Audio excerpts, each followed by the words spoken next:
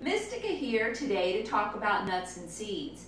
Similar to grains, it's the best idea in the world to soak them and to wash them for a variety of reasons. One is they're super dirty. They've been collected by grubby hands that don't get washed very often, by falling on the ground, dusty warehouses.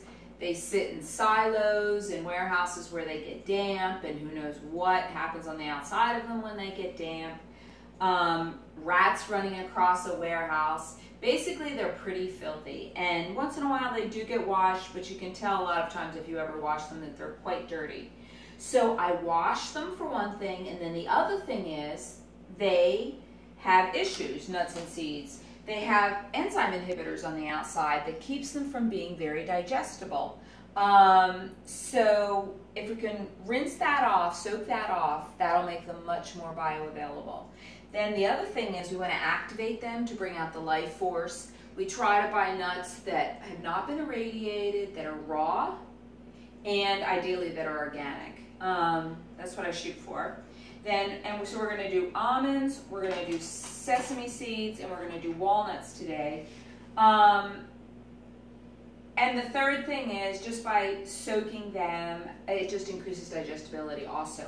So we're going to make almond milk out of our almonds. We're going to make a really savory, yummy snack out of our sunflower seeds, and we're going to make a sweet snack out of our walnuts with dehydrating those two.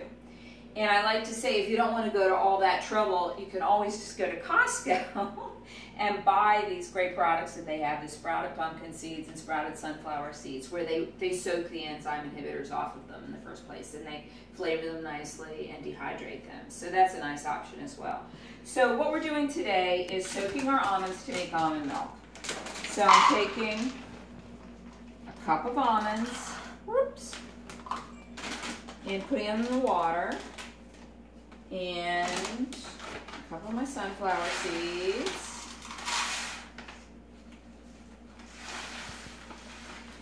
This is not rocket science in terms of quantities, but just to give you kind of an idea. Now I'm putting a couple of these walnuts,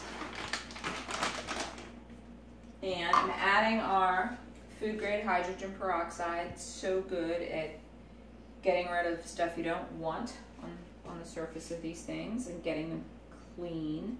So it's about an ounce that I'm pouring in these little bowls. And there we have it. I'm going to let these soak overnight, and they're going to be so much more bioavailable by tomorrow. We'll come back. Hi there. We've been soaking our nuts and seeds all night in the food grade hydrogen peroxide to get enzyme inhibitors and dirt and everything off of them. And they look pretty nasty, and we're glad we soaked them.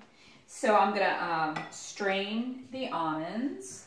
That's them. They didn't foam that much at first, but they did overnight.